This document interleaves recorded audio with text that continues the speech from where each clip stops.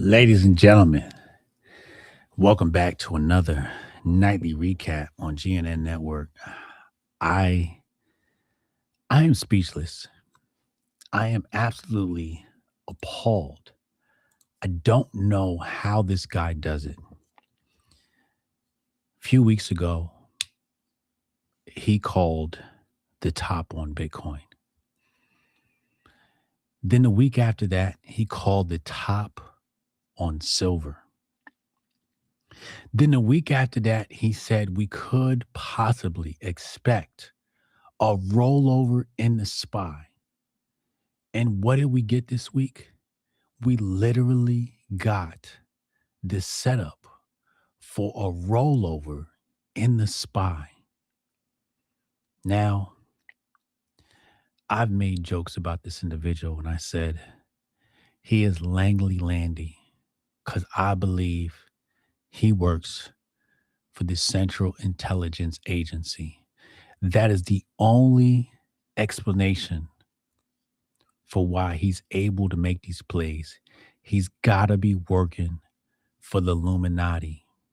That is the only explanation I can come up with because nobody on this planet is this freaking good at calling plays on the markets. If you do not watch this show, you are missing out. You are losing money and you might not make it. I present to you the one, the only, the puppet. We can't even see his face. Langley Landy. Hello, Hotep.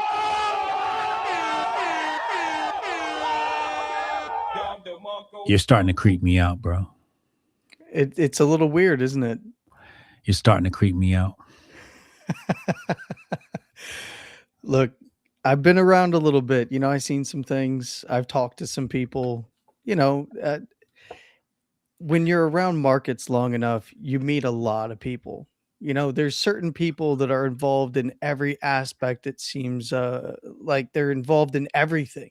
They touch every market, every the Trumps. Political situation. The Trumps. You have an in with the Trumps. You've got to be in the White House or something. You must know Nancy Pelosi. Are you Nancy Pelosi's broker? No, her broker gets paid far more than I do. You might be Nancy Pelosi's broker. This is ridiculous. How do you keep doing this? How, Landy? It's look, I'm no better, no smarter than anyone else out there. I just have a lot of experience. You're a liar. I might be. You know somebody somewhere. That is the only way you keep getting these plays. That's the only thing that makes sense, Landy. Hey, sometimes it pays to have special agents out there that inform the public on what's coming up next well before it happens. That's all I'm going to say on that. Chat. This guy called the top of Bitcoin. He called the top on silver. Everybody's like, yeah, let's load in the silver. He's like, yeah, I'm about to short this bitch. He says he's going to short the silver market. Everybody's like, yeah, you're fucking crazy. Silver's going crazy. What happens the very next week? Short. The silver short goes in the money. Silver takes a dive.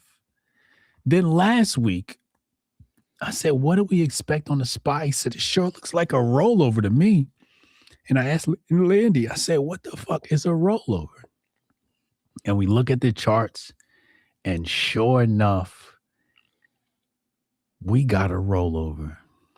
So, Landy, I got to ask you this question. Yes, sir. We're definitely headed for a bearish week next week in the SPY. Am I correct or not? This is the place where it's gonna happen from if it's gonna happen next week. This is right at the edge of getting into rollover territory. There's a few big things here that I know you're looking at as well, and that is all of the bearish divergence building up on the daily, into the weekly, into the monthly, and this combined with VIX being just floored. VIX is just stupidly low. We need to see some movement in VIX and what happens. Like, I know that everybody's looking at VIX as like, "No, no, in December it was really low." Like, no, it's still pretty low. It's still pretty low. Like, we're not looking at anything too crazy. What we're looking at is a consolidation at the highs, and this is where things get dangerous for bulls, is a consolidation at the highs, because if this doesn't take off to the upside and just sweep some local lows, it's gonna roll over and probably be pretty violent in its move to the downside.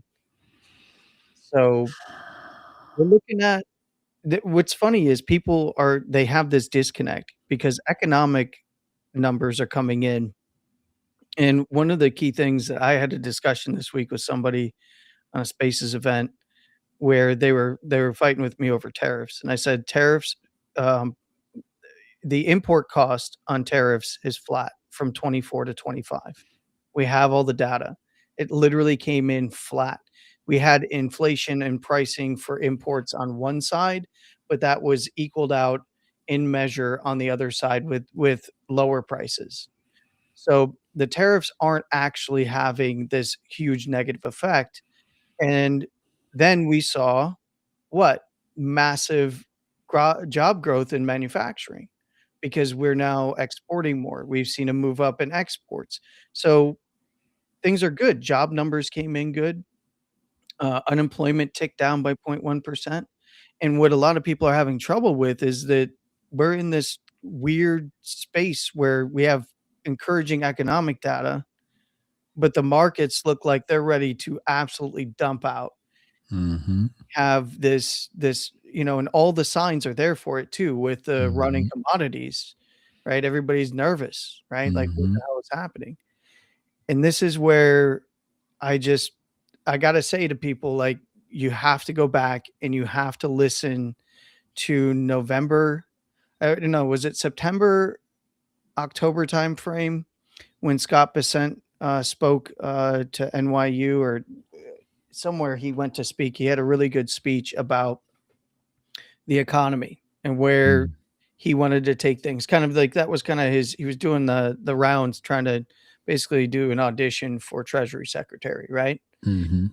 And if you look at the team that Trump built and you look at the way that they have battled with the Fed, and now with Waller coming in, you've got this kind of perfect storm for what Besant talked about, and that was a global monetary reordering, and not a reset.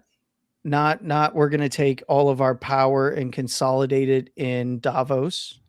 We're going to consolidate power here in the United States. Mhm.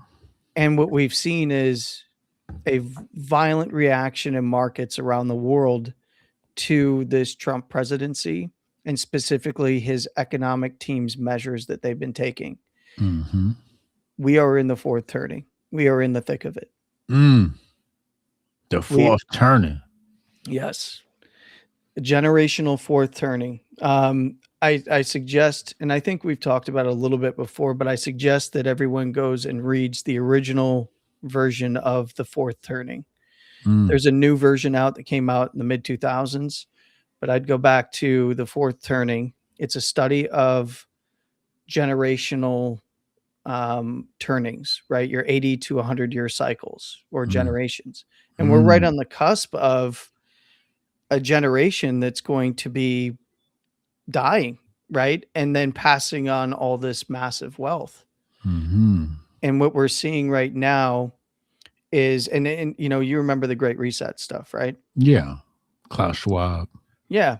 You're going to own nothing and be happy, eat the bugs, all that good stuff, take your vaccine, don't argue with it. You're immoral if you don't, put up with this. That was the Great Reset. And why did they want to push that when they did?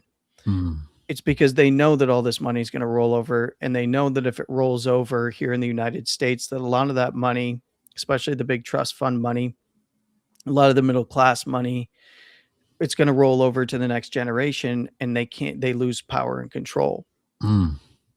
And what the Trump administration's economic team is trying to do is turn the ship around to try to blunt the K-shaped economy, where the rich get richer and the poor get poorer by filling out the middle class with jobs. Okay. And we're seeing this now happening in markets right in front of our faces. Like, it's in slow motion. Mm. So what we're doing is we're watching money, especially when you look at the bond markets, we're watching money come out and then go into commodities, into indices and equities, where we had this rare occurrence where commodities, indices, and equities were going up, just straight up, right? We Right. got a grind up here in, commodities going straight up, but a grind up in SPY, NASDAQ, Dow. And now that you see the manufacturing sector starting to get revved back up here in the United States. Remember when I told you last week that Dow is I looked at Dow as Main Street is back, and I got a good question on that. Somebody said, why would you ever look at Dow and say that Main Street is back? And here's why: because it's the most Wall Street of metrics, right? It's the Okay. highest price stock, it's the heaviest weighting in Dow Jones. So it's literally the most Wall Street of Wall Street stocks, Right. or of stocks, of indexes rather. Yeah. And the reason that I said this is you have to look at the rotation. And the rotation within Dow moved from what I call low impact to high impact on Main Street, right? So low impact would be like your tech, right? Your tech sector. That's Yeah. low impact on Main Street, Right. right? They're not employing or building factories. Most of the stuff, if they create any product, is created in another country and imported here. Most of their staff is management that's here. Their base of operations might be here, but it's not like they're staffing up with hundreds of thousands of people. Mm-hmm. And what we saw was that's low impact. And then we saw this rotation to companies like, Caterpillar and Home Depot and Honeywell and, like high impact on Main Street type mega cap companies that actually do need parts locally here in the United States, although they do a lot of importing, but they've been encouraged to build here in the United States, right? So they are now coming back to the United States to build. We see that manufacturing is starting to get revved up here again.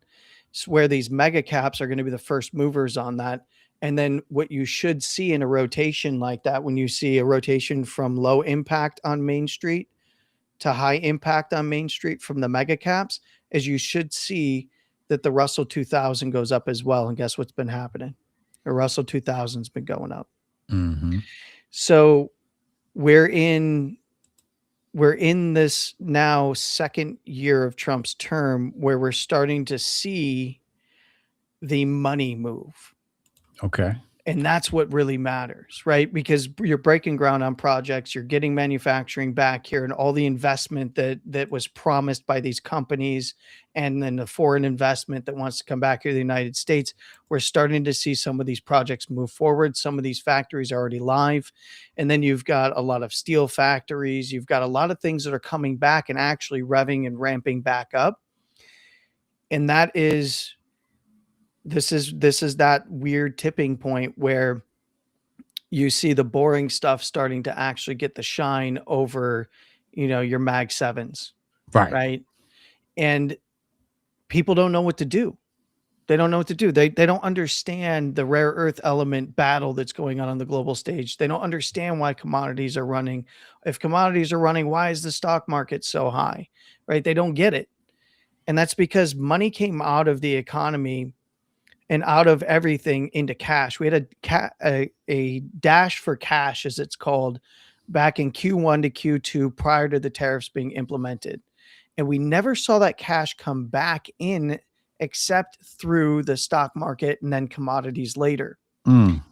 So a lot of this is a trade, and it's preparation for what the United States is doing in building out its manufacturing sector again, building out its military again, and going after the both enemies and allies in terms of we're going to get ours because this is the time we have a window, and if we lose that window, everything will be managed out of Davos. Mhm. It's going to be interesting. Mm. So TSN says, Yeah, I am shocked and appalled.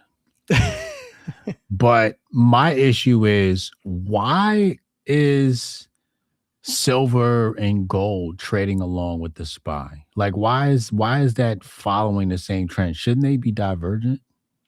usually in the old guard style economic system, you would see the inverse correlation, right? Right, Where, stock market's going up, gold, silver, and commodities settling down, with the exception of like oil and natural gas, which do their own thing right.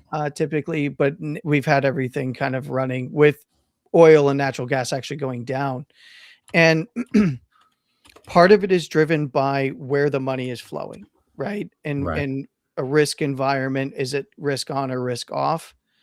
And we're seeing a bit of a risk off move right now, right? So the rotation out of tech is the clearest sign, and you're seeing Mhm. that, of course, in cryptocurrencies. Risk off, they're still considered high risk assets. Right. Um, and this is where, when you get this kind of global monetary reordering, where you get the United States doing all it can to secure minerals, create a mineral reserve, for rare earth elements.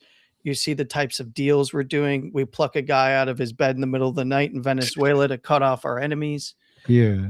right? And then that, of course, puts pressure on Russia, who now all of a sudden, you saw the news this week that there was a memo leaked that Russia is considering using US dollars for settlement and trade. Yep.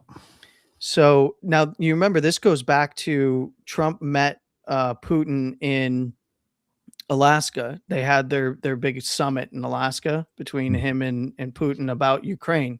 Right. You remember what came out of that was like, hey, they could potentially strike a deal on energy and minerals, right? Right. So the memo that just leaked is, if they're going to use the US dollar to do it, this is a complete reversal from where BRICS nations were. Russia is a major part of those BRICS nations. Mm. Of course, Trump has a pretty good relationship with Modi. What could potentially be coming up with India, right? He also kneecapped Russia, China, and Iran with their operations in South America by getting Maduro. Now, all of those, what's happening is we're being imperialists, and we're taking territory back. Now, Right. honestly, in Venezuela, a ton of American companies built out the infrastructure for their oil, right? Like, Mhm. it was American investment that built out that infrastructure there. And then, of course, between Chavez and then Maduro, they basically cut the United States off and started dealing with our enemies. And don't mess with the United States. If we're going to go there and strike a deal to do um, something with your oil, and we have our American companies that are putting the infrastructure in there, and you mess with it now, you might want to watch out for that late night wake and take, right? Mhm. Um, but this is now, you can see what China's also doing. You can see what Russia's doing. They want parts of Ukraine. They're even willing to deal on the Donbass region with the United States if they can strike a deal. You see Zelensky out there indicating that he would also do a deal with the United States as part of this, and Mm. that he's calling it, I forget what he's calling it. After that memo dropped, he made some comments that really kind of confirm everything that we suspected. You know who's getting cut out though, Hotep? Who? Europe. London. Oh, And you know that's about the true. banks, brother. That's true. London hates this. And London and Canada because, Canada is just London Junior. Right. Um, they hate everything about this because their whole plan was to control the United States, utilize the big swinging dick of the United States military Mhm. to then, basically, utilize that in negotiations, and then essentially make the United States a subservient nation to The EU crown. companies, Yeah. countries, and Mhm. Europe, and Mhm. specifically the crown, Right. right?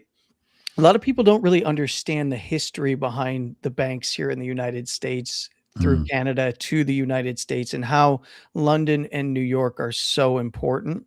Mhm.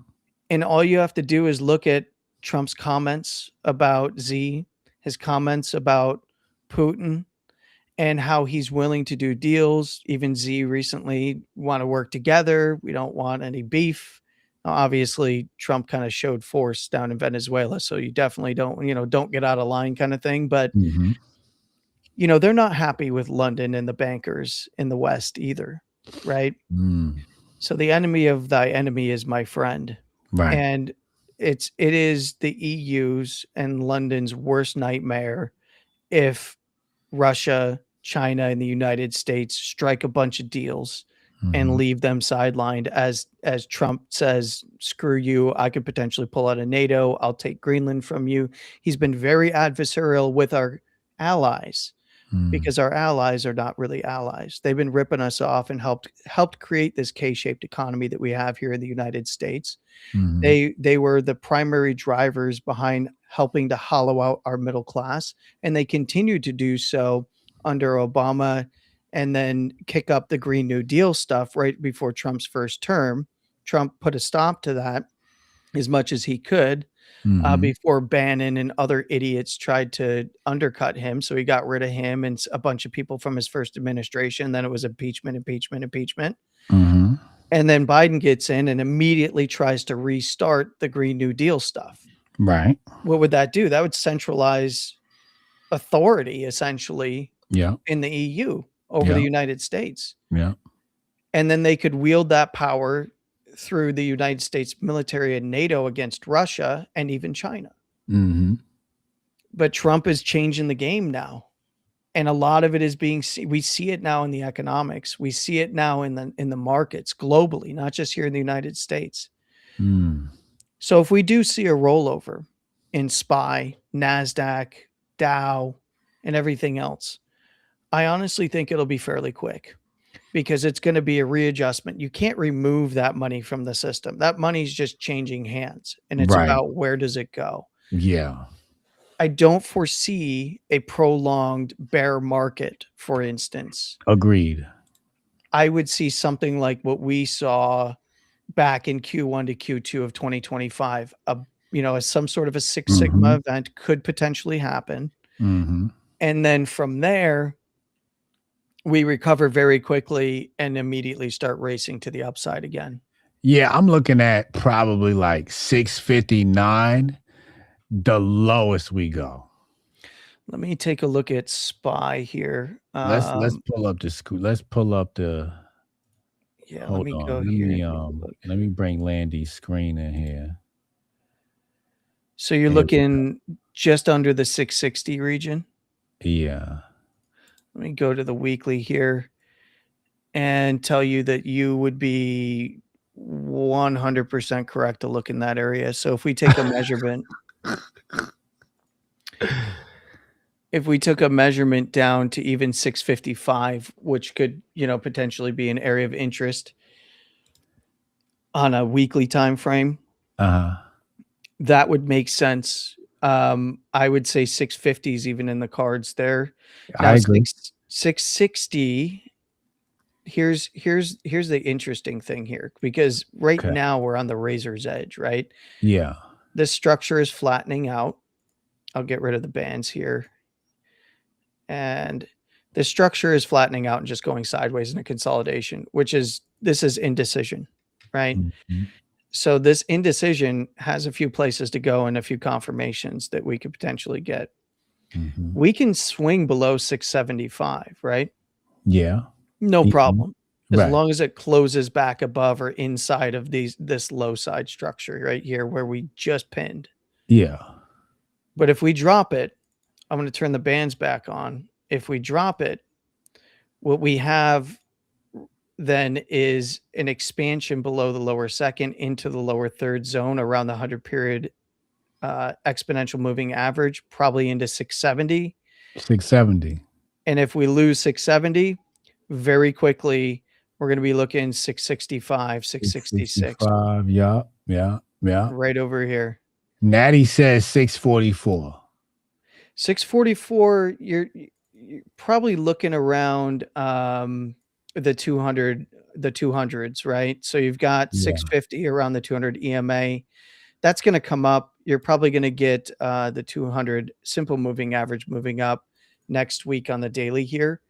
I think it would pay to go and take a look at next week's open, Okay. where we find some moving averages. Now, Hotep, I know that you've been using the Landy Bands indicator, right? Yes. And in the Landy Bands indicator, there's a moving average setting, right? Right. So what I would take a look at every once in a while, at least on the weekly, is just double check where some of the other moving averages are. So I just have I longer got ones on there. 921, 200. And yeah, I got 921 and 200. Okay. So yeah, those are perfect.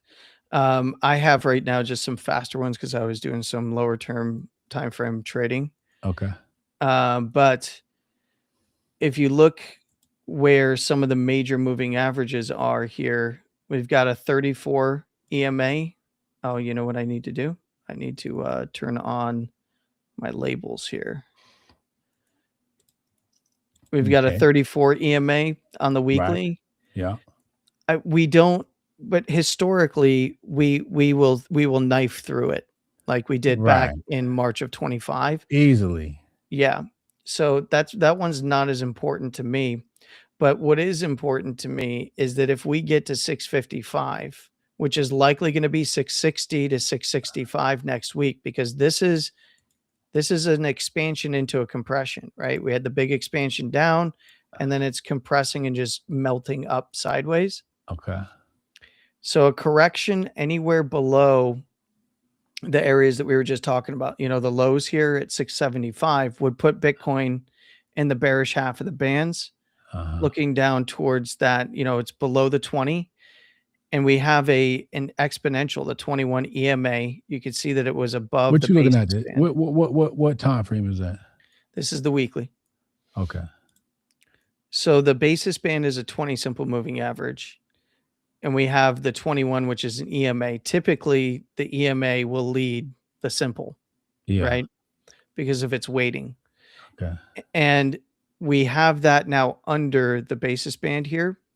Whenever you see that happen around some consolidations at the highs, I'll kind of point it out back here. So we had 24 into early 25 into February.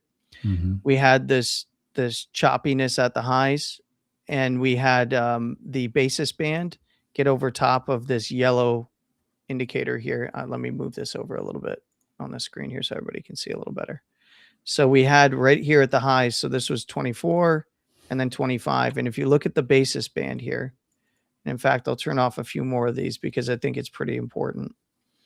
We'll turn that off. We'll get rid of the 34 because it's not as powerful when it's in a compression like this. I don't really care about it too much. Mm-hmm. But we've got red and yellow, the ketchup and mustard here, as I used to call it.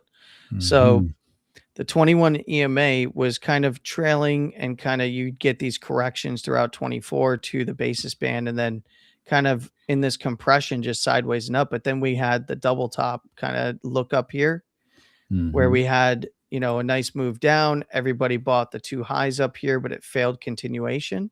Mm-hmm. And at the same time, we had a nice compression at the highs. Mm-hmm. So bands are nice and pinched. And then we had the simple moving average get over top of the exponential. This led to a nice sell-off. Right. What do we have here? We have, honestly, it looks like it's going to form a rounded top. Yeah. and we have the simple leading the exponential here during a compression. Right. So the easiest way to really pick this out is if we get below the basis band and the 21, we're likely going to be correcting somewhere to the 655, 665 region by the lower second Mm, here, yeah. because this is going to move up at on Monday when this opens back up. It'll At, wake up. what's that? You said it'll wake up. Well, on Monday when this opens up, like where this is going to be is more of what I'm pointing out is this is going to Oh, move okay. up when this opens up. Oh, And if okay. we roll over, we're very highly likely going to see it roll over right back to this low side structure over here Right. by the lower second, lower third, wherever those Yeah. end up. Yeah. Agreed. If we get expansion down though, like this gets below the lower second, then we're looking, 640, 630s as an area down here by the 55 and 50. The exponential is leading the simple, so it's Uh-huh. still actually healthy. It's all Yeah. about the bounce off of there if it Right. gets there. And we saw this back here, right? When we were all through 24, I was calling this out on this grind up. It's like just wait for the topping formation, right? We were Mm. going from late July, June, July. If you look, we had some movement between the bands. Everything stayed in sideways and up grind. If you look at right when we had the simple lead the exponential, look, the blue line here is a simple leading an exponential. So we had a 50 simple leading a 55 EMA, which was saying that we're likely going to dive through. We tried to hold it for a couple weeks here, Uh, and then we dove through, yeah. right? Here's what we got to pay attention to here. If we do start to see this roll over, here's the invalidation. The invalidation is literally get past the high 697, 700 on a close. That's the Mhm. invalidation. Right. Easy. No real argument there, right? Right. But if this does dive down initially, we have the simple leading the exponential. If we were to get any drop of like the 650 region, we'd get expansion down likely into the 630 to 640 range where we have an exponential leading a simple. Yeah. That's much more powerful in my book. Doesn't mean we don't like wick through, Right. but that's what I would be looking for in that I regard. think I'm looking at next week. We probably end in like 670, right? We gonna close around 670. Then the following week we probably gonna close around 659. And then the week after that, we're gonna come to probably 648, coming into that range that Natty was talking about. And then by then we should be in March and we probably gonna get a doji candle on the following week and then march back to the upside. That's what I'm expecting. I wouldn't argue with you there because if we look here, all kinds of bearish divergence, but one of the things that I'm remaining cautious with this structure because until it breaks, right? Right. Because we're neutral in terms of RSI. Mhm. But what would give me caution is this is just another drive of bearish divergence on the weekly. So this is where I think that if we start seeing those lows break down, you're going to be right on the money Mhm. because we see that then the bearish divergence, the most recent weekly close here, will start to play out back towards the midline. Scale midline for the for RSI is going to be, let me look here. So scale midline is 665 exactly. 666. It's 665.92. That would be your 50 read on the weekly for RSI, which is right around what you were thinking initially, right? Mhm. And then bearish control zone would be your 630, by the way, down here, which is what we were just talking about. If it were to start get expansion and really start breaking down past the 650 region, Mhm. 630 is probably in the cards. That's the edge of the bearish control zone Mhm. right here. So that's for me, that's a 38 read. Mhm. Some will use a 40 read. That would put you more towards 635, which is right where the 50 simple moving average is on the weekly. Mm. I think that would all be opportunity. if it happens. We got a question here. Does BTC follow suit with SPY's drop? Um, Potentially, yeah, getting that continuation. BTC is really easy to read right now. Um, Mm-hmm. if we look at Bitcoin here, this is the easiest setup ever, right? We had the big dump off, and I'll turn off the Bollinger Band, set moving averages and all that good stuff here, and just keep the Bollinger Bands on. This is a bearish setup if it goes any higher. Yep. Why? Because we went from compression to massive downside expansion. But we have now a higher low in place on the daily here, right? Mm-hmm. With Friday's close. And this is really easy. If we start closing back below 65, we're probably going to run the lows, this low down here, more than likely, and maybe even lower, 58 to 60. Fair game. If it gets anywhere below there, I'm looking 55K to 58. Yeah, I'm looking like 58.9 to what's it, 71.3.4 is the Mhm. range we'll probably trade in before we break to the lows, probably down below 49.5. So I could see that. Yeah, yeah, because you have the ETF highs and stuff. Yeah, we've talked about that quite a bit actually. Mm-hmm. Um, the big thing here is looking at this weekly. Mm-hmm. We've got Bitcoin, and I mentioned this a few times, right? We got the initial expansion, mean reversion, and then the dump off to retest the lower second. I even Mm-hmm. mentioned at one point we might even see a knife through the 200 period exponential. We Mm-hmm. got that last Yeah. week and earlier this week on Monday when we opened the weekly candle. Mm-hmm. I said, beware, we're probably going to get a daily test to this lower second standard deviation at 65. We got the 65 test. Obviously, everybody knows that's the first high from 2021 as well. So there's precedent for it or Mm-hmm. confluences there. But this structure is really simple, right?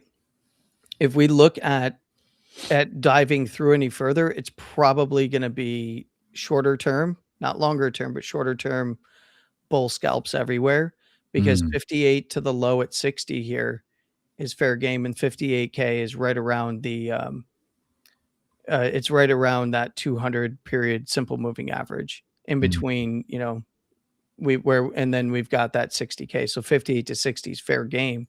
Mm-hmm. How will we know if we're going to see that? Well, because we have a higher low on the daily, it's super easy. Like super, super easy. Drop 65, right? Drop 65 and we're there, right? Drop Mm-hmm. 65, 58, almost $59,000, just like you were saying. And 50, that would be a retest of this low, maybe even a sweep. Only if we close below it would I be looking for further continuation. But I think with as expanded as this is, I would really just start putting, maybe bids around 55 to 58 if it got below 58. Mm-hmm. And that's just if we see 65 breaking down on the daily. But right now, we have a lower high locally at 72,232 right Right. here. Right. So, what a lot of people are going to likely do if this does break above with a higher low and then a higher high above that 72.2 region, we're going to see a lot of FOMOs. A lot of the macro low is Yeah. in, Yeah. and then everybody's going to get wrecked at like 75, Yeah. 74, 75K. And we'll get put it. Yep. And I mean, it could rally to go test the lows up here, even above there at 80, does Mm-hmm. nothing. That's just a bearish retest, right? Which is right here at 80. Right.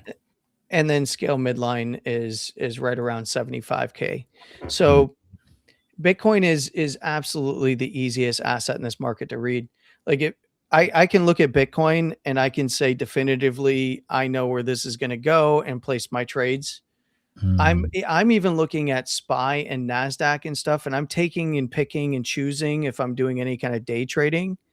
But I'm kind of sitting on the sidelines until I see a concerted, it's actually harder to read until it breaks down for like SPY and NASDAQ. And you remember last week, I mentioned this last week with you when I talked about Dow, is if Dow starts to sell off aggressively, watch, NASDAQ, right? Because of the way Mm-hmm. the index are composited. Watch NASDAQ back to the lows and watch Mhm. SPY back to the lows, right? And that's what we're starting to see play out.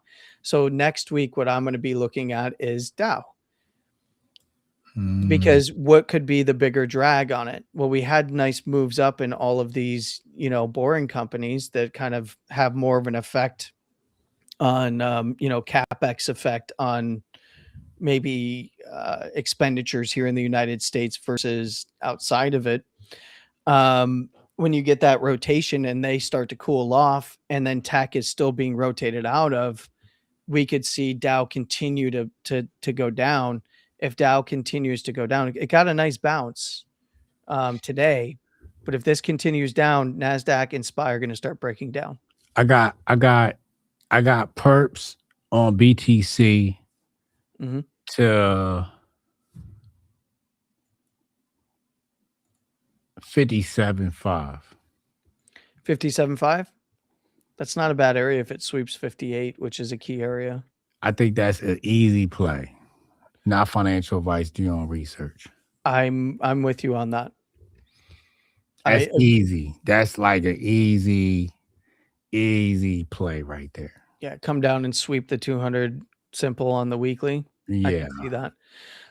I would just be aware of if I this. would get a 2-month contract though. Okay. Yeah. Okay, yeah. No, that's actually a good play. I think 2-month that that's a good contract play. because we don't want the theta to kill us. Yes. And then you could always hedge on the other side of that too if it starts to Right. go the other way. Yeah. No, Right. that's smart. That's really smart. Yeah. I think that's an easy play. If anybody's playing some perps, 2-month contract, 57.43. The premiums for that is probably low. That's an Mhm. easy play right there. Now, are you collecting premium? Huh? Are you collecting premium? Or No, are you sir. paying? I don't Okay. do I don't do these things. I am I'm broke. I don't have any money. Well, what a lot of guys will do, like myself, is I'll collect the premium, Okay. wait, and I'll use that premium to hedge if price starts to rise, right? Because I'm Mhm. collecting the premium. So I'll Yeah. use that to hedge if price starts to rise. And then on the other side of that, I can use that premium to buy when it goes down. So TSN says, where do you think we will be after CapEx announcements have gone? Here's the thing with CapEx announcements. We ain't nowhere close to CapEx announcements like ceasing. Yeah. There's a lot of CapEx, like we are just beginning the CapEx. You could expect CapEx purchases probably at least until 2028. Yes. Yeah, Minimum. we're in growth mode, right? We Like are, that. yeah, we are in growth mode. So I wouldn't think about CapEx slowing down until 2028 because there's data centers that got to be built, there's energy that's got to be built, and we're at a supply and demand um uh what do you call it? Yeah, we have far more demand than supply. Yeah, we have Yeah. far more demand than supply. What do you call that? A crossover, crossroads? Yeah, we're at a crossroads with that, yeah. We're And at a and and think about all of the ancillary factories that need to be built as well, because those are yeah. being built first. And this is what a lot of people don't seem to understand about what's going on right now is even in the state of New York. You wanna know why Trump and Hochul are so um, cordial with each other, even though they are at complete opposite ends, Mm, because there's a lot of manufacturing being built in New York, even though not in New York City, outside of New York City, there's a lot of manufacturing being built all mm, along the East Coast, all here out, and even in the West Coast. There mm, is manufacturing facilities being built, not in mm, California, everybody's mm, fleeing, but mhm. that's because of the I stupid see, billionaire. Indiana, Texas, Yep, heavy. I just saw South Korea go up. yep, TSN says was a leading question. Nah, we appreciate that. That's like a yeah. really good question you asked about CapEx because CapEx is a buzz term right now that everybody concerned about. So that's like a really, really good leading question. So I'm glad you asked that. But yeah, Indiana, Texas, We'll probably see Tennessee, Tennessee Mhm. as well. But yeah, a lot of data centers are going up, Yeah, and auto is and coming energy's back. got to follow behind it. Yeah, auto manufacturing is gonna pick up again because Auto now manufacturing, yeah, exports are heavy. now gonna be what was the deal today? Somebody or yesterday, last night, What there was happened? another deal. Word? Yeah, there was a trade deal struck Oh, with with Taiwan. Taiwan. Yes, Yeah. yes, yes. They lowered the tariffs with Taiwan. Yep. Yeah, and Taiwan is made what a lot of people don't realize is it's been so tough to get American anything into these other countries, Mm-hmm. and now some of them are even willing to move on autos, which is interesting. Mm, Because, they'll get, agriculture and energy they're willing to buy from us, but it's rarely been like finished goods stuff mm-hmm. and autos, and Okay. now they want finished good stuff and autos now too as part of these deals, and also seeing a lot of manufacturers of smaller things, even here in the United States. What is that PCB way? They do printed circuit boards. There's another one, a competitor to them. Yeah, I'm not familiar. So, like, if you want a printed circuit board for a project and a custom one-off thing, you can go Mhm. there and you can design it right in their studio, and then you can have them basically Okay. make you your own PCB, right? Okay. So a lot of people in the electronics, industry are like a lot of guys like in Bitcoin mining for the little solo miners, people were going and utilizing the BitAxe documentation and then having like these companies make the PCBs. They'd rip ASICs off of boards and then start soldering them onto these custom PCBs. Now we have some of that manufacturing in some of these states. They want to bring it here, not those companies specifically, but like there's American investment into companies for producing small electronics here and custom electronics. Right. This stuff is ramping up in a way that I've not seen in my lifetime, because I was during my lifetime is when all of this was being gutted and exported to other countries. Right. So I don't see CapEx spending. Look at how much freaking profit these companies made since the bear Mhm. in 22. They've made so much damn money, Mhm. and they've become more efficient through the utilization of AI. Mhm. They're modernizing a lot of places, and where do we want that revolution to happen? It's here in the United States, right? That's the Mhm. whole play right now, is for the future, not not not the next 4 or 5 years, the next 20, 30, 40, 50, 100 years is what the play is right now. Right. So this is time to spend CapEx, do the deals, and if we gotta go to war for something, we go to war for something, right? If we gotta snatch your Yeah. president out of bed in the middle of the night, we'll do it, right? Here you go with your white supremacy. Here you I go, what man. hey, hey, I ain't even white, that's the best part, but what I can say, look, I looked all over the map for Whiteland, couldn't find it. Chad, I don't listen mean, to him. maybe Greenland Don't qualifies, listen maybe to him, that's why he Chad. wants it. No, He's I'm the just whitest white man we've ever met, Chad. Don't listen to him. that is so true, actually. Um, Now, I make snow look tan. what's up? What's up with Russia's saying that they might hop on over to the US dollar standard. Did you see that? Yeah, so kind of what I was How mentioning realistic earlier. is that? I think they'll probably do a partial bundle with the USD. They're not going full USD. No, they'll still use their dying currency. Yeah, But what they will do is they will swap into US dollars for trade. And that's right. basically what that memo was. That would be a condition that Trump would probably have as a primary. Yeah. Um, one of The the big ruble. things, yeah, the ruble is, not been doing well, but they've been Yeah. sanctioned all to hell. As soon as Right. they do a deal like that, this actually opens up the world again for Russia. Mhm. And Trump's not gonna do that at all unless the war in Ukraine is ended, right? Yeah. Like, that is a condition that they've publicly said. I'm sure that it's privately being said. And this would be huge because this is a huge blow to China. which, by the way, It's a Chi huge blow to China. yeah, China, Russia kind of, although they're friendly, a lot of people don't really understand the history between Russia and China. They're Right. friendly, but they're off again, on again. It's like a toxic China, relationship. yeah, China don't want to be Russia's bitch again. No.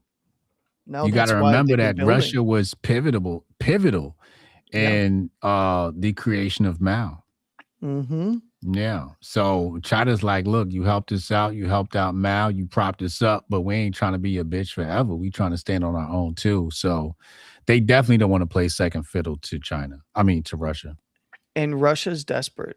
Like, this is actually these sanctions, the war in Ukraine, the of course, the proxy war that we've had so much American military equipment and so many American dollars going into has been slowly deteriorating Russian control and power. Hmm. And they're at a point now where Putin probably wants to say, like, hey, I would rather do a deal, preserve what we have, and do a deal that works for us and works for, the United States, because Russia isn't worried about Europe. Russia is worried about the United States. Hmm. And while they get support from China, they don't, and Iran and stuff like that there in Ukraine, they're getting they're getting the teaser version, because this entire war, what has the US military been doing? Gathering intelligence about their capabilities. And all Trump's got to do, because Trump when he walks in the room, he's walking in the room and he's going to probably be like, look, I can grab you out of Moscow, and you know it, Chill, lady. right? Come on. Don't say that. Yeah. Well, what he was talking. Come on, lady. Come on, man. Keep the peace, lady. I'm all about peace. I'm all about peace through strength myself. But the fact of the matter is, this is a fuck around and find out kind of president. Like, go ahead and talk your shit. Look at the Colombian president. He Nah, was we're not talking a whole going. bunch of shit, We're and not then going he to do wants that to to be best Russia. friends. We're not going to do that. And Putin don't listen to Landy. We going to figure Putin, out a deal. We're going to make things peaceful. We're going to give y'all some of these look, dollars. Okay, it's going to be peaceful. The Landy, why you got to be so white, bro, man? their Su-57 has a larger than softball size readout on the radar. Okay. So you ain't gonna hide from even our fifth generation fighters, let alone the sixth generation that's probably already up in the air. All right. So, and we've been doing nothing but stressing out their entire supply line the entire time during the war in Ukraine. And it's all about who's going to cry uncle first, because ain't nobody wants war with the United States. Nobody. Anybody that thinks that they want war with the United States ends up like Maduro, sitting in New York. All right, let's move on to the last topic. Cause you over here pissing Putin off right now. I don't want no beef with the Nah, Kremlin, Putin's man. Putin's actually a pretty he He's a good understands. leader. He's a good leader. He's a good I leader. don't He's mind smart. Putin. I don't Yeah, mind. He is smart. he is super intelligent. Smart to do a deal too. Yeah, he's gonna do a deal. Yeah. Um, SaaS. I am ready to short the entire SaaS industry. Am I crazy? No, you're not crazy. Okay. I think that, I think we talked about this like Did couple we? months ago. Did Yeah, we? a couple months ago. I think we discussed it a little bit. It might have been when I called in to your show during the Okay. day, All right. because obviously you are in with AI. You understand how to use it. You Yeah. understand where it's going. Yeah. One of the things that it's going to do is augment the SaaS industry, but I think that SaaS is definitely not the play in markets, It's definitely not the play. because what is going to become SaaS? AI, AI. right? But AI. these companies, remember, they made a lot of money. And if Salesforce, I feel like I want to just get like 2028 puts on Salesforce. Way out the money. way out the money. Salesforce is cooked. Yeah. Yeah. You know, Salesforce, I haven't even looked at a chart. This is just a hunch that I have based upon, oh my God, oh, that chart is disgusting. Oh, that what's the chart is ticker for Salesforce? disgusting. I don't even have it saved anymore. That's how CRM. oh, it is CRM. Yeah, okay, I did have it the right one up there. Yeah, CRM. They are, look at that. I want to short this. I want to put in like 2028 puts on this. They're going out of business. Unless they build some sort of like crazy hardware moat, they're cooked, yo. Like I can replace CRM in a business in 24 hours. You could just code your own freaking Salesforce application with any of the AIs. Yeah. You know what I'm saying? I think Salesforce is if they don't acquire like a data center, I don't know how much cash they have on hand, but they need to acquire a data center and flip the cloud ASAP. If they don't flip the cloud and quantum computing ASAP, they're cooked, yo. All of these SaaS companies better take their cash and flip the cloud, data centers, and quantum computing. I mean, quantum computing is nothing more than a buzzword at this point right now, though, right? I mean, it would be great for getting new investment in. Quantum computing. I've been talking to some of the computer geeks, and they're pretty close. They're close in theory. In theory, yes. In theory, yes. I will agree with that. But I'm saying in that order, right? Data center, cloud, quantum computing as a hedge, right? But if they don't go that route where like, hey, we can speed up your data, aggregation and analytics. If I could do it local, I don't need Salesforce. Yeah. No, I 100% agree with you. But I would have to dig into their financials, which I haven't done in a long time. So Keith said, but they have massive enterprise users. You don't think they would just turn into a large AI consultancy? Now, that's a good point Keith makes. Like, they would have to pivot now into AI consultancy. If they don't pivot right away, and the thing with AI consultancy is that's got a year left. AI consultancy is not going to be a good moat. They have to build out cloud computing and data centers or flip to energy, RAM. They've got to go hardware. If they don't go hardware, they're cooked. AI consultancy, hardware. AI consultancy is not something CRM can do at scale because I can just pay some 21-year-old kid on Claudebot to come and handle that for me. I mean, you're going to get absolutely worked over on the security side and lose all your important data, but yeah, you could. Mm-hmm. And this is where if you have a trusted name and an established name like Salesforce, just pivot into AI and all their suites become AI. You don't even need to be a consultancy. You just offer your products as AI. Literally, you just Salesforce.ai. And then you're good to go. And this thing will go right back to the upside. But my issue is with that is once companies figure out that they can own their data. Yeah. Well, you still need, it's because think about it like this. I'm an enterprise company, right? Yeah. And I use Salesforce as a CRM. CRM it's rudimentary tech. I get some AI to build it out. The only thing I need to do is hire some geek ass kid that's a data scientist to come in and work with some AI agents to dive through the data and find out where we can make more money. I don't need Salesforce to do that. You're right. You don't. But it's also dependent on how long these contracts are. That's true. And when their X dates are. That's true. That's true. That's true. That's also true. If you're locked in the contract, yeah, you gotta honor the contract. That gives them runway depending on how much cash they have, right? Which, I could dig into their financial. See, the thing is they're still getting surprises on earnings all the way through Q3 Mhm. of They just had 25. an earnest. Yeah. Yeah, they're still giving. Oh, wait, no, Now this they this did. earnings the 25th. I'm sorry. This earnings the 25th. They got an earnings coming up.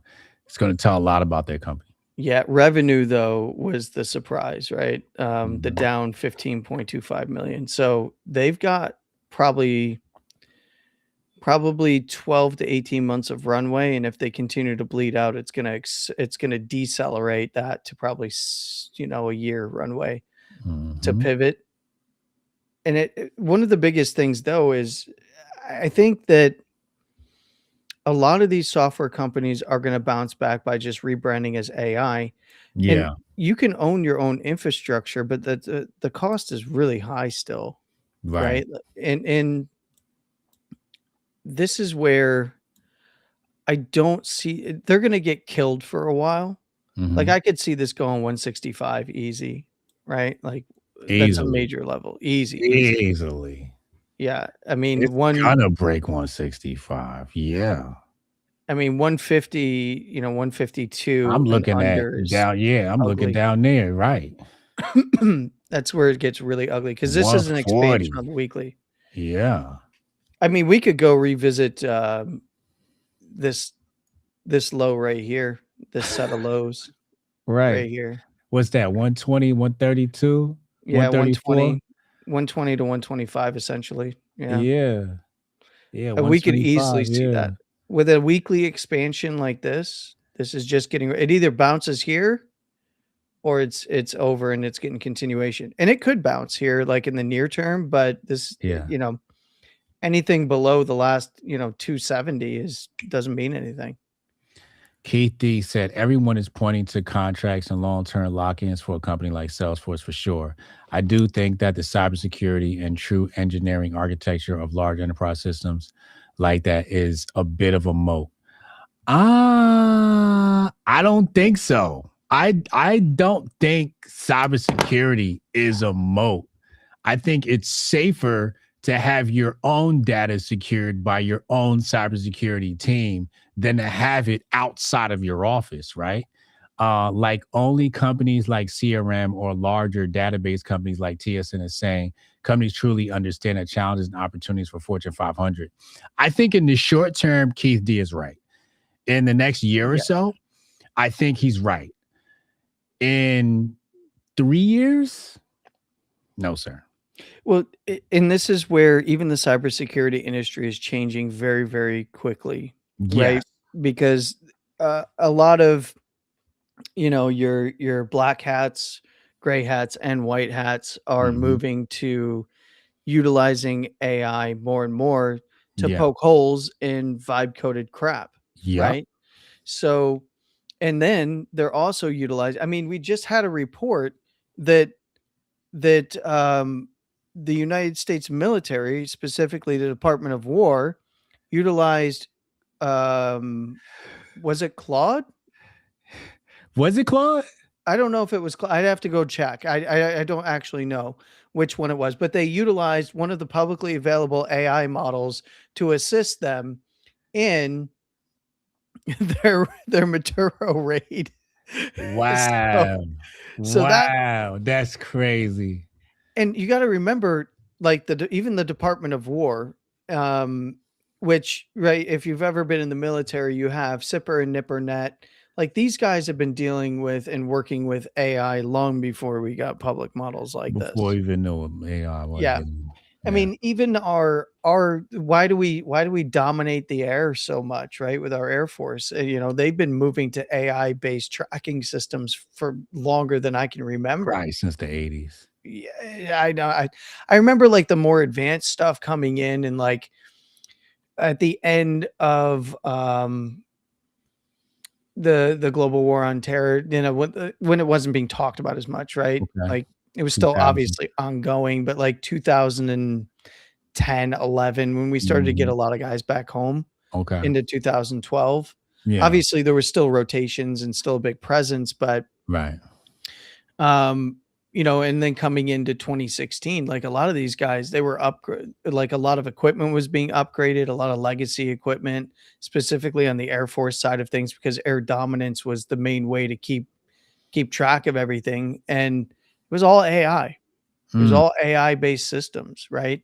Think about all those drone wingmen stuff that they got going on. Like that's all AI powered, right? So it doesn't surprise me. What surprised me was the report that they utilized like a public model through through Palantir to actually plan this raid. Like, so It's cybersecurity, yeah, I think TSN said it right. It's going to be automated, gonna be right? automated. Yeah.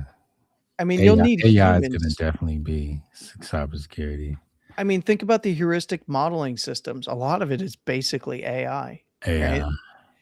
So, yeah, I think that being bearish on SaaS is I, appropriate. I'm bearish on all software. The only software I'm not bearish on is operating systems, artificial intelligence. But even I feel like at some point there's going to be a consolidation of our AI. Yeah, Like somebody's going to buy out Open AI and Claude, and it's just going to be either under Microsoft or under Amazon, right? Um, one of the bigger players taking over. yeah, at some point it's going to be some consolidation in that industry, and it will have like one or two AIs. But the way I saw it, I said this before, is one, we won't have phones in the next 10 years. We'll have some device that is a wearable. And two, we won't have apps. The only apps we'll possibly have, and even those will probably be interfaced with AI. But We'll have like, agents instead of apps. yeah, like agents instead of apps. Yeah, good point. I mean, Apps, I'm building one right now with a developer friend of mine. I mean, I'm not doing anything. I'm literally just going like, this is what I would do, and then he's like, all right, and then he makes magic happen. yeah, And I mean, right now we're just doing it with prediction markets, but right. I mean, that could be anything. Like he Yeah, can spin up an agent that I want to make sure that I am doing what's called tax avoidance. There's no such thing as tax fraud. It's called tax tax avoidance. avoidance. Yeah. And just have an agent that helps me do tax avoidance. Now I don't need to pay my freaking my Mm, accountant team as right. much. Yeah. Yeah, but I mean, that's what I'm saying. I'm like, I am super bearish on software. Like, if you have like, I was like, oh, vibe coding is cool. And literally, while I was vibe coding an app, I sat there and I stopped before I even published the app. I was like, oh, this shit about to be obsolete in a year. Yeah. I literally said to myself, like, yo, vibe coding. Like, everybody's like, oh, vibe coding, vibe coding. I'm like, fam, just stop. Just stop. Okay. If you're vibe coding an app right now, just quit. Vibe coding is going to die within 18 months. And everybody, your grandma's going to make her own app. Your grandma's going to make an app. That's where we're going with AI. They got the AI now where the AI is making a new version of the AI. Did you see there was one of the Claude bots Mm-hmm. submitted a PR to Mm-hmm. this guy's repo for Mm-hmm. GitHub. And he was like, this is for humans only, and no AIs can submit. And then the AI went and wrote a giant blog article about him and about The AI said, you can kiss my black ass. yeah, basically. I was like, I'm telling you. I We are was like, so cooked, yo. We the don't AI roasted him for keeping it human only for the pull requests. like human my ass, nigga. I am the new human, bitch. Oh my god. Yeah, it's getting to that point, and what I gotta man, I'm still shocked because like it's been like 2023 to now, 3 Yeah. years, and it's just been exponential. And like Exponential. wild, man. I don't Exp- know.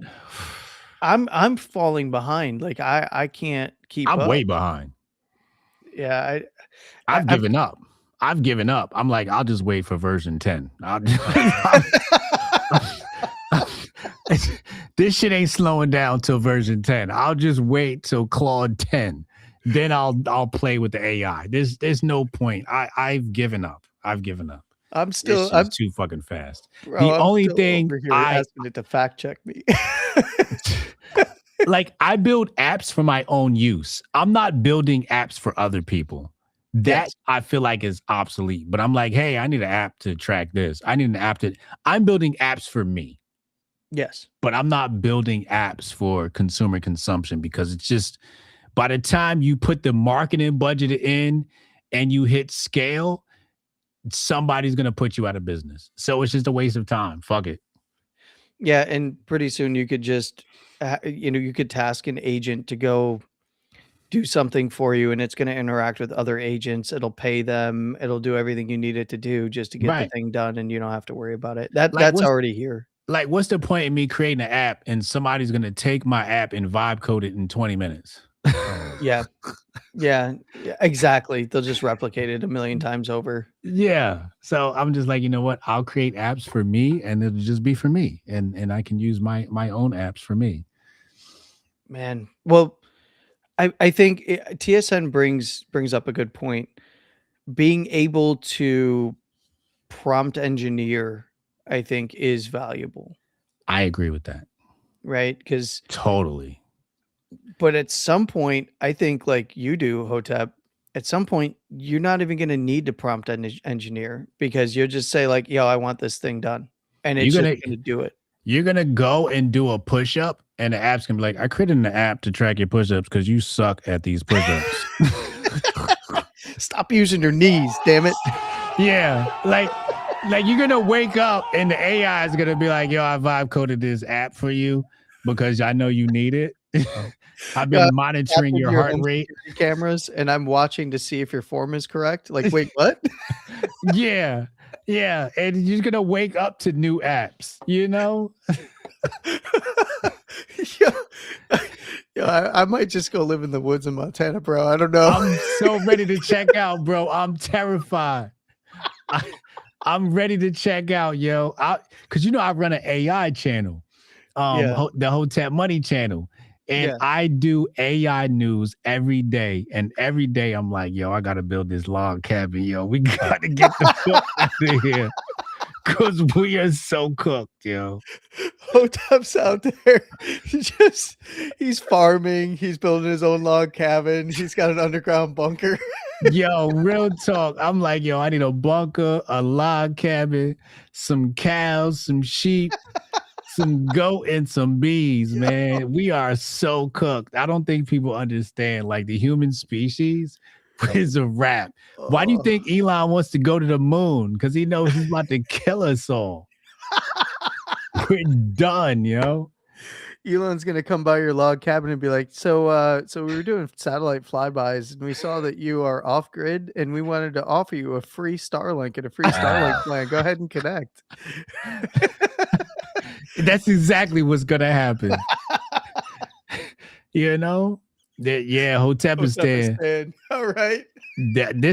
I'm in a rush to build Hotepistan because if we don't get this shit up, we are so cooked, yo. You know the FUD is gonna be like, "Oh, look at Hotep Jesus building a cult." It's like, no, bro, we're trying to get the hell away from all all the robots. I'm trying to get away from the AI before we get replaced, dog. For real. It is kind of we're at a kind of scary Terminator future. Oh, Yeah, we're around the corner. We're not far off because all we need is the production to be up and running to build the bots and give them, we already building their brains. All they need is the body now. Don't worry, General Dynamics got your back. Boston Dynamics, General Dynamics, Boston Dynamics, Raytheon. right. Listen, 10 years? Oh, I have Yeah, no idea we're going to be in 10 dude, years. we're not going to be trading. No. There's no, there's none of. There is a human element to trading but what's going to happen is all of the agents will take over, and Yeah. then it's going to be an entirely agentic economy. Yeah. likely on chain, Yeah. and there's really not going to be what you and I will do is be like, yeah, I need to be in something that's earning me 20% ROI per year Yeah. minimum, and then find me high risk plays that get me 20% ROI every month. Yeah. And then the agent's going to go and do that, and you're never going to have to look at a chart again. Never gonna look at a chart. We're gonna forget how to even look at charts. Oh man, I'll carry the spirit to Hotepistan. I'll come through like a shaman with a quarter Remember zip these? on. This is a candle. This is a wick. Do you remember these?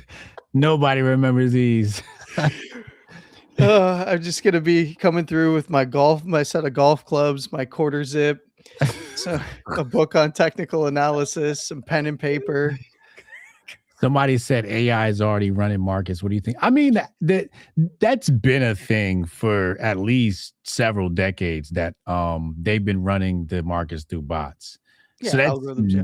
yeah, that's not a surprise.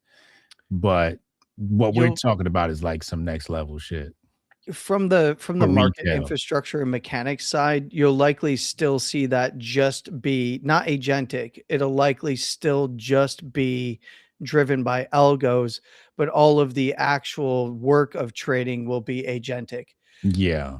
Because you don't want to give your high frequency algorithm, your high frequency trading algorithm, right? You don't want to give that any any kind of box that it can escape from. It needs to be those rules based on that formula. And if you Mhm. give it any kind of agency, or if it becomes agentic, then you're actually no longer following that model anymore. Right. And what will happen is we'll have agentic trading that's occurring, which will be, I'm going to call it organic, but obviously it's agentic trading. And then what will happen is a lot of these firms will utilize the AI to come up with better algorithms for that trading to Mm, adjust for the mm. future. Right. And those will be set in stone. Right. Right. Right. Right. Right.